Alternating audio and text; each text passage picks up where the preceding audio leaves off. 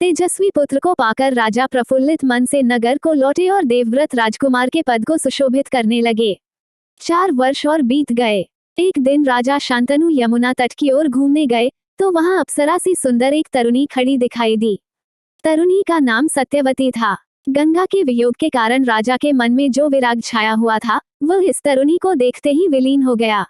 उस सुंदरी को अपनी पत्नी बनाने की इच्छा उनके मन में बलवती हो उठी और उन्होंने सत्यवती से प्रेम याचना की। सत्यवती बोली, मेरे पिता मल्लाहों के सरदार हैं, पहले उनकी अनुमति ले लीजिए, फिर मैं आपकी पत्नी बनने को तैयार हूँ। राजा शांतनु ने जब अपनी इच्छा उन पर प्रकट की तो केवटराज ने कहा, आपको मुझे एक वचन देना पड़ेगा। राजा ने कहा, जो मांगोगे दूंगा, यदि वह मेरे लिए अनुचित न हो। केवटराज बोले, आपके बाद हस्तिनापुर के राज सिंहासन पर मेरी लड़की का पुत्र बैठेगा, इस बात का आप मुझे वचन दे सकते हैं। केवटराज की शर्त राजा शांतनु को नागवार लगी। गंगा सुत को छोड़कर अन्य किसी को राजगद्दी पर बैठाने की कल्पना तक उनसे न हो सकी। निराश और उद्विग्न मन से वह नगर की ओर लौट आए। किसी से कुछ कह भी न सके, पर चिंता उनके मन को कीड़े की तरह कुतर कुतर कर खाने लगी। देवव्रत ने देखा कि उसके पिता के मन में कोई न कोई व्यथा समाई हुई है। एक दिन उसने शांतनु से पूछा, पिताजी, संसार का कोई भी सुख ऐसा नहीं है जो आपको प्राप्त न हो, फिर भी इधर कुछ दिनों से आप दुखी दिखाई दे रहे हैं। आपको किस बात की चिंता है? यद्यपि शांतनु ने गोलमोल बातें बताईं, फिर भी कुशाग्र बुद्धि देवव्रत को बात समझते देर न लगी। उन्होंने राजा के सारथी से पूछताछ करके उस दिन केवटराज से यमुना नदी के किनारे जो कुछ बातें हुई थी उनका पता लगा लिया। पिताजी के मन की व्यथा जानकर देवव्रत सीधे केवटराज के पास गए और उनसे कहा कि वह अपनी पुत्री सत्यवती का विवाह महाराज शांतनु से कर दें। केवटराज ने वही शर्त दोहराई जो उन्होंने शांतनु के सामने रखी थी।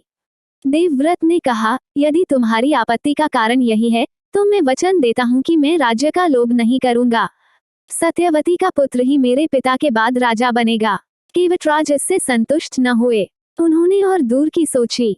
बोले, आर्यपुत्र, इस बात का मुझे पूरा भरोसा है कि आप अपने वचन पर अटल रहेंगे, किंतु आपकी संतान से मैं वैसी आशा कैसे रख सकता हूँ? आप जैसे वीर का पुत्र भी तो वीर ही होगा। बहुत संभव है कि वह मेरे नाती से राज्य छीनने का प्रयत्न करे। इसके लिए आपके पास क्या उत्तर है? केवटराज का प्रश्न अप्रत्याशित था। उसे संतुष्ट करने का यही अर्थ हो सकता था कि देवव्रत अपने भविष्य का भी बलिदान कर दे, किंतु पितृभक्त देवव्रत इससे जरा भी विचलित नहीं हुए।